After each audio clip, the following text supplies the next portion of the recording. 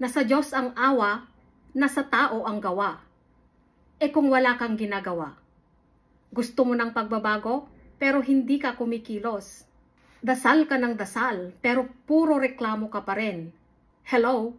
Si Lord, hindi yan genie na basta-basta na lang ibigay ang mga kahilingan mo. Gusto mong pumasa pero TikTok ka ng TikTok ni hindi mo mabuksan ang notes mo. Gusto mong umasenso pero tamad ka pumasok sa trabaho. Reklamo ng reklamo sa boss mo.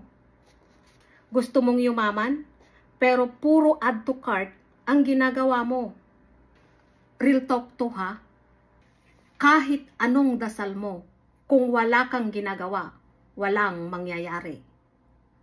Kaya ngayon, anong aksyon ang gagawin mo para matupad ang dasal mo? I-comment mo at simulan na.